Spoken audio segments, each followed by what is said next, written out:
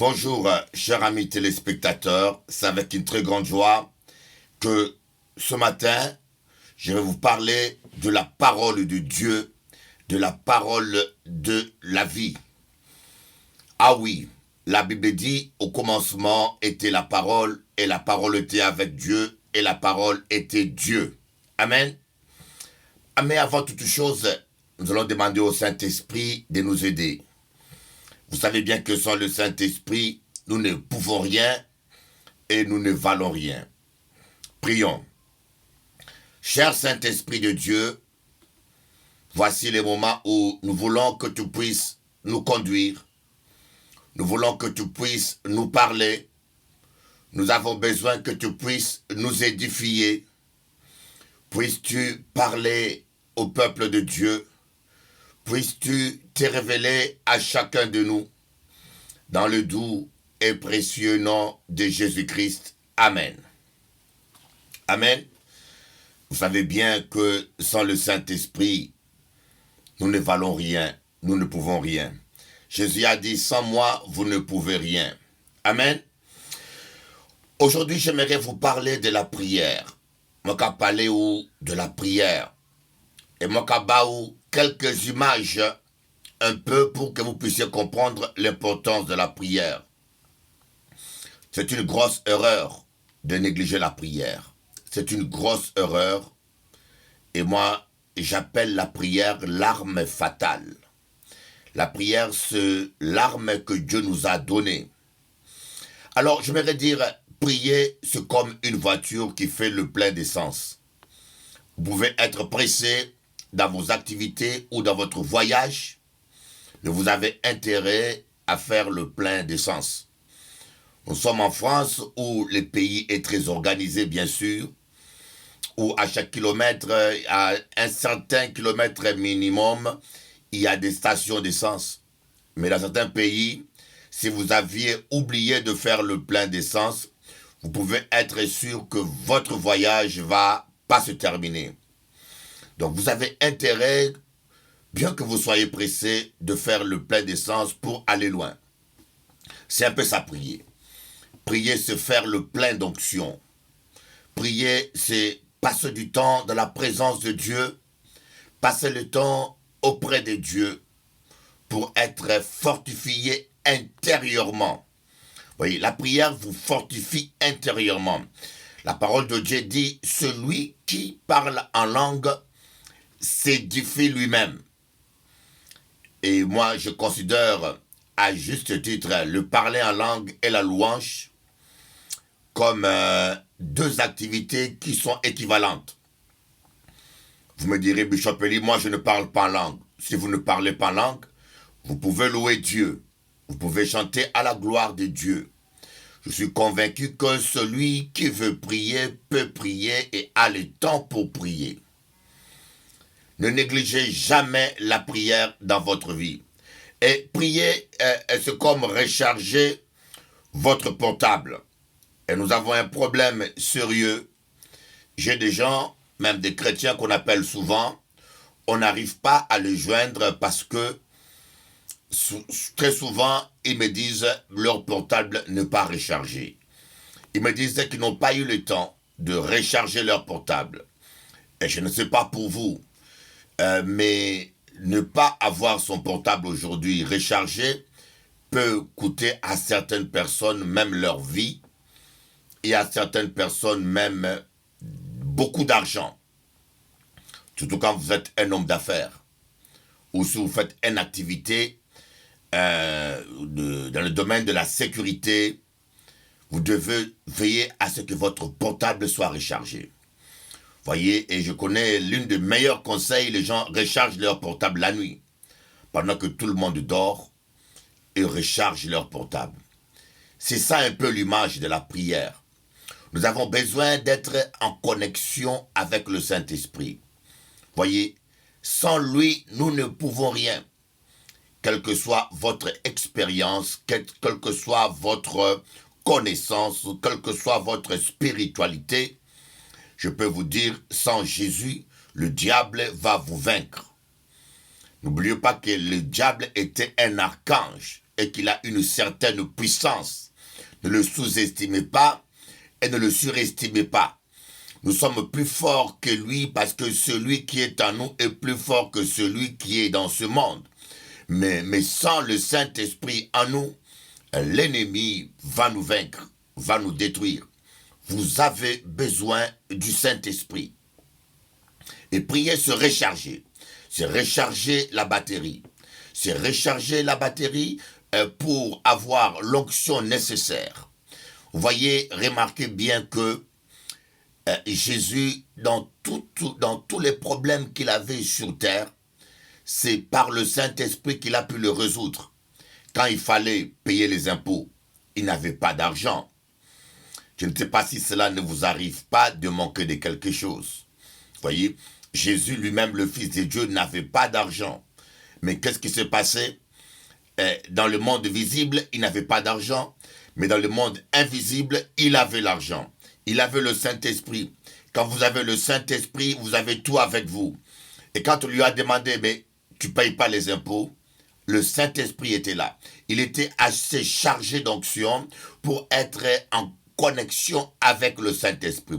Et vous savez, lorsque vous êtes un homme de prière, un homme qui est habitué à parler avec le Saint-Esprit,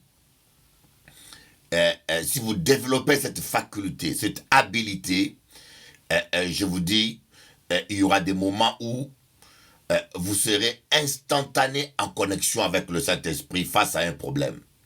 Alors que celui qui ne prie pas beaucoup, qui ne passe pas le temps dans la présence de Dieu, il faut faire 3 jours de jeûne, il faut faire une journée de prière pour recevoir une révélation. Mais vous, comme vous êtes un ami du Saint-Esprit, que vous êtes habitué au Saint-Esprit, vous voyez, quand vous passez déjà toute la nuit avec le Saint-Esprit, le matin quand la tempête se lève, le Saint-Esprit est assez proche, il vous parle et vous recevez instantanément. Jésus était face à un problème et instantanément, le Saint-Esprit l'a révélé.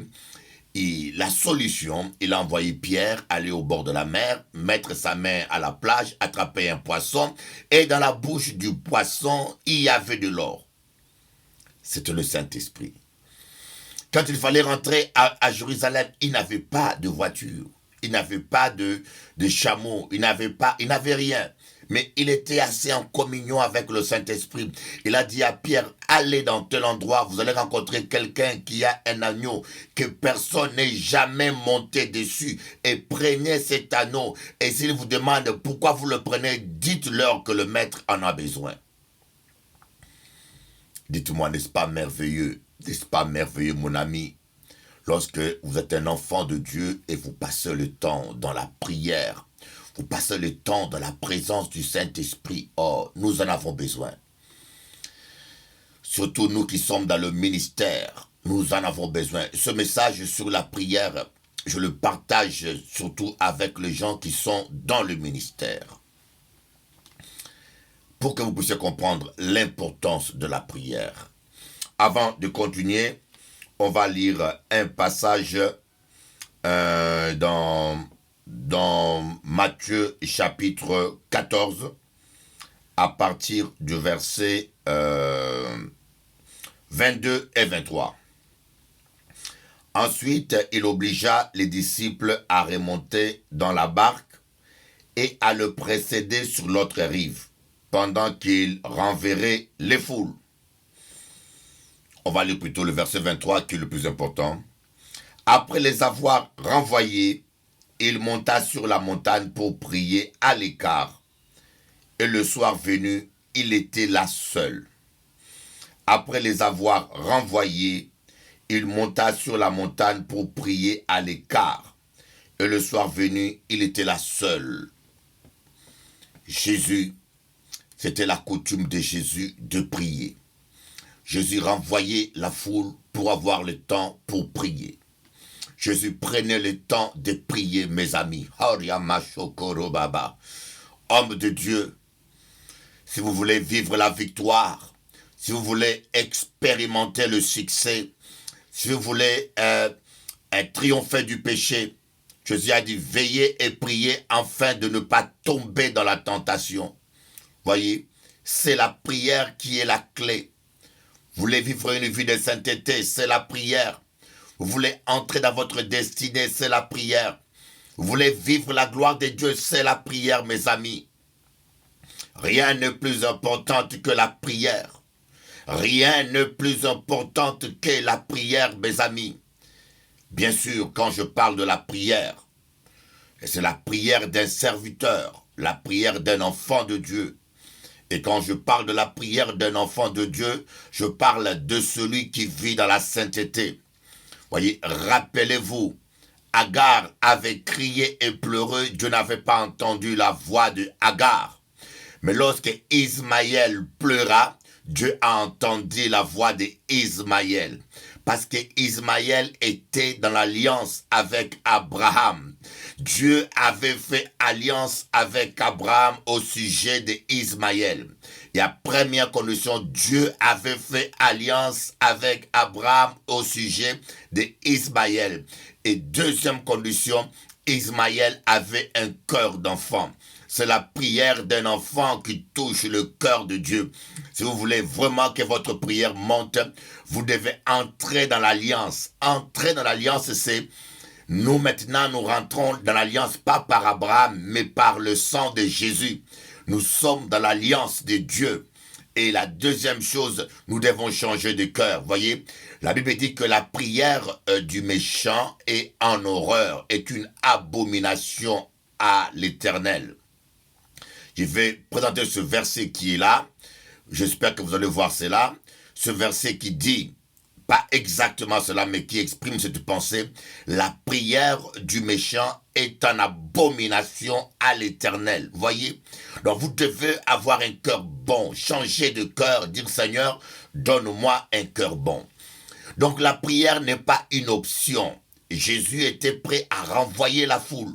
Lui qui aimait les âmes, lui qui avait la compassion des âmes. Lui qui aimait aider les hommes, lui qui était venu donner sa vie pour nous. Mais ce Jésus-là avait la compassion. Ce Jésus-là a renvoyé la foule pour vous montrer l'importance que la prière a. Il était prêt à renvoyer la foule pour trouver le temps pour la prière. Et parce qu'il savait que la prière était vitale. Certaines personnes disent, je suis déjà bishop, je suis déjà apôtre, j'ai dépassé ce niveau, je n'ai plus besoin de prier. Mais Jésus, il était parfait. Il était l'homme parfait, je vous dis, sans aucun péché. Mais il est allé jeûner 40 jours. La prière est une preuve de l'humilité.